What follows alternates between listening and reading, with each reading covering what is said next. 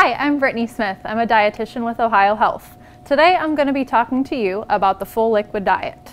When you are discharged home from the hospital, you are going to be discharged home on a full liquid diet. This diet is extremely important. It's important that you do not advance before you are told to. You will be informed when you should advance at your 2-week post-op class. If you advance too early, there's a lot of not so good things that could happen, so we want to make sure that you are following this diet for the strict 2 weeks that you are supposed to be on it. On the full liquid diet, you will be consuming liquids that are rich in protein and low in sugar and fat. You also want these liquids to be the consistency of milk. Spoon test. There's a little trick that you can do to determine if your liquids are the right consistency. If we take a spoon and we dip it into our milk, you can see that it all comes off. There's nothing left on it. Now, if we dip it into a yogurt, that doesn't come off so well. We kind of got stuff that's stuck on it. So that tells us that it's too thick. When you're on the full liquid diet, you want to make sure that your liquids are the consistency of milk. Okay. All right. So another important step when you are on the full liquid diet is to have one of these handy, a strainer. This is important because we want to make sure that you are catching any little pieces or anything that could possibly be in the liquids that you're drinking. Any pieces could get stuck and could cause medical complications that could wind you up back in the hospital. Make sure you're using a fine wire mesh strainer like this one. A typical spaghetti strainer, holes are too big, things could go through. So we want to make sure that you have one of these handy. So on the full liquid diet, you are going to be drinking liquids 5 to 6 times a day, about 4 to 6 ounces, 5 to 6 times a day. It is important that these liquids are high in protein and they're low in sugar and fat. We always want these 4 to 6 ounce portions to have at least 10 grams of protein, less than 10 grams of sugar, and less than 10 grams of fat. You will also be drinking clear liquids when you are on the full liquid diet. Clear liquids are things like broth, jello, water, decaf coffee, decaf tea. It is important that you do not consume these clear liquids as a protein meal. You should be having full liquids for your meal, clear liquids for your drinks. For example, a jello, a broth, a sugar-free popsicle does not have a significant source of protein in it. So that should be consumed as a liquid between your meals. So an example of a protein shake that you can use on your full liquid diet is this Premier Protein. So this Premier Protein is 11 ounces, contains 30 grams of protein, contains 3 grams of fat, and 1 gram of sugar. So, as I said earlier, you're going to be consuming about 4 to 6 ounces 5 to 6 times a day. When you're consuming half of this Premier Protein, we have 5.5 ounces and 15 grams of protein. We want 10 to 15 grams of protein each time that you are eating. So this is perfect. All right, so another option besides your Premiers are to make your own homemade protein shakes. This is an example of a good protein powder that you can make your own shake out of. So this is a whey isolate protein powder. So we always want whey protein isolate. That is the best absorbed form. I also recommend that you try to find a powder that has at least 20 grams of protein in a scoop. This one has 25 grams of protein in a scoop. Perfect. So you can use this protein powder, like this Isopure, to make your own homemade protein smoothies. So when you're making your own homemade protein smoothies, there's a few important things that you have to have on hand. A blender or a food processor is necessary to make your protein shakes. You could also use a blender cup if you're just simply mixing protein powder and milk. So you definitely need one of these on hand. And then again, we need that handy dandy strainer. So when we're making homemade protein smoothies, we want to have a protein powder that has at least 20 grams of protein, and we're going to use a low-fat milk.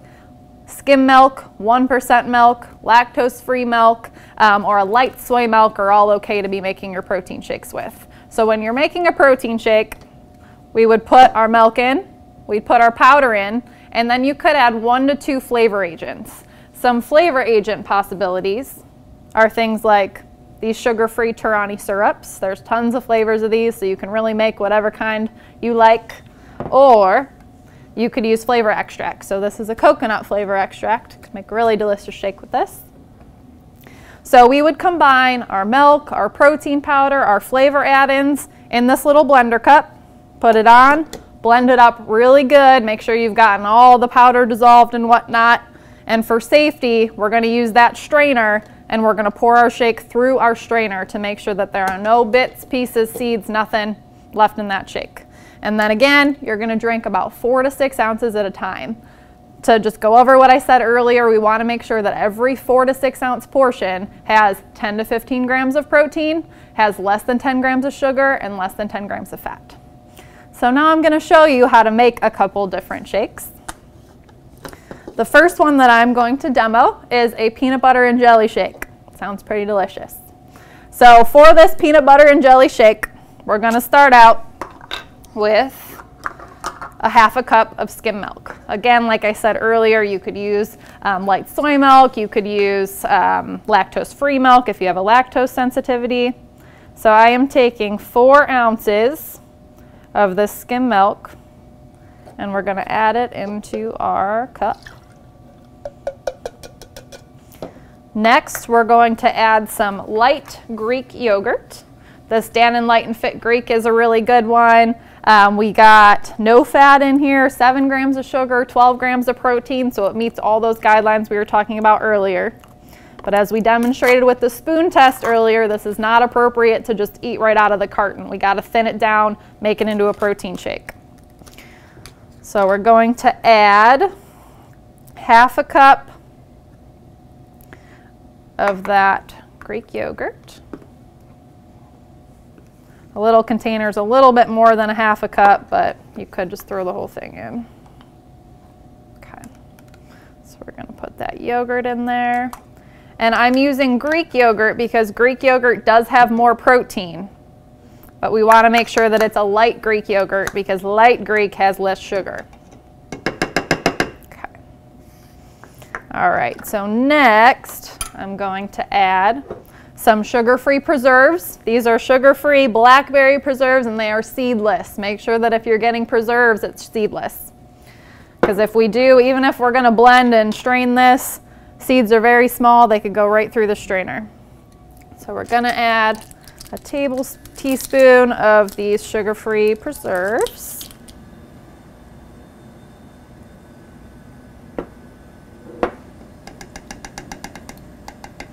For some flavor.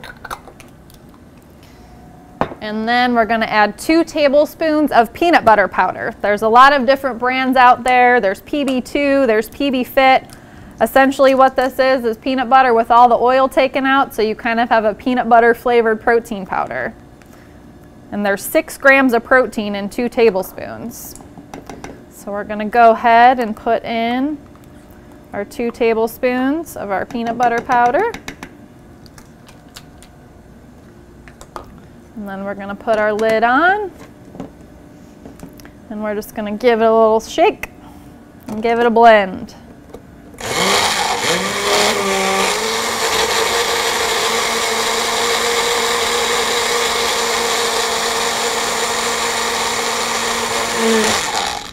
Okay, so that's nice and blended. Again, you could do this in a blender, food processor. I like this little magic bullet. It's a good small little size. And then we are going to strain it. Don't forget to strain. And this is a perfect little 4-ounce glass. So that's about the portion that you're going to tolerate, maybe a little bit more. So we strain it.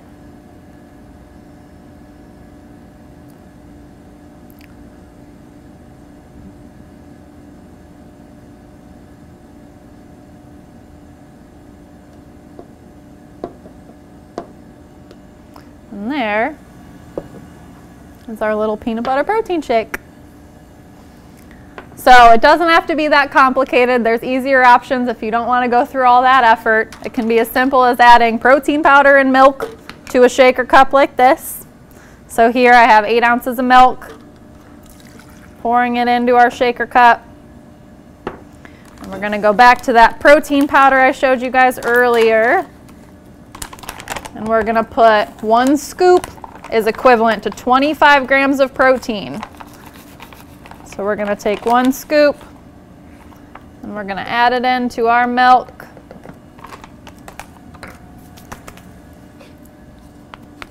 Make sure your shaker cup top is closed so this doesn't end up all over your kitchen. And then you're just going to give it a shake. So this is about 8 ounces of volume. Again, 25 grams of protein in that powder, about 8 grams of protein in your milk, so we have over 30 grams going on in here. So that 4 to 6 ounces will have our 10 to 15 grams of protein that we're looking for.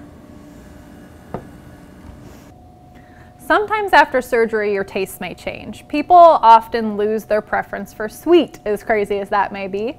So when you don't like sweets or things taste too sweet, it's a little complicated to find a protein drink. So we have some savory options for you. One savory option is to make a high protein cream soup. So what we're using here is a Campbell's, you can use any brand, cream of chicken soup. Make sure that you are choosing the heart healthy or the low fat version. The regular stuff has a little bit too much fat in it. So we are going to combine this cream soup with some ricotta cheese for added protein, some dry skim milk powder for even more added protein, and then we're going to use some milk. So what you're going to do to create this cream soup, so we are going to take this can of soup, we're going to add it to our blender cup.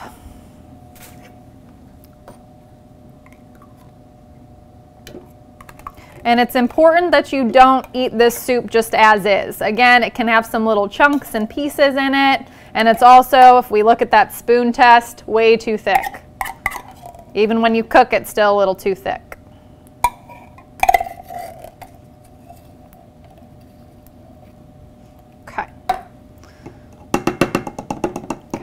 Got our soup in there. Next, we're going to take our ricotta cheese. This is low-fat ricotta. Again, make sure that you're getting the low-fat. About a half a cup. And this is an important step, again, to make sure that we're getting this up to that amount of protein that we are looking for. Okay. Next, we're going to add our dry skim milk powder. So this is also adding protein, as I mentioned.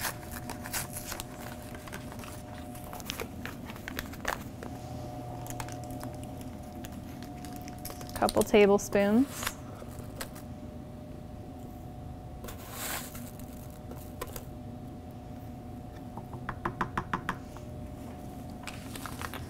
And then we are going to add our milk.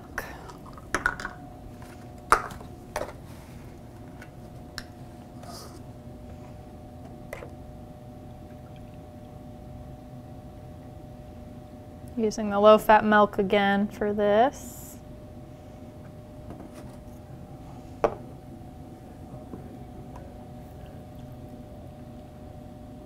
This is going to be a full one. All right, we're going to put that lid on again. We're going to put that on our blender cup.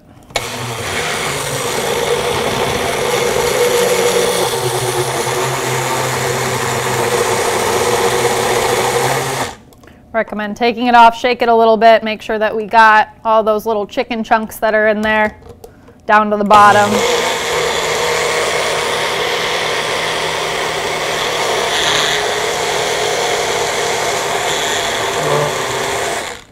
Okay, so we should be left with some pretty creamy, pretty well blended soup. So then we're going to take that soup and again we're going to put it through that thin wire mesh strainer, because if there's a chance that any little piece of chicken's left in here, we want to make sure we're straining that out, because that can get stuck in your sutures and cause some problems. So this is how we kind of know that it's the correct consistency. We should throw it in and we just let it strain like so.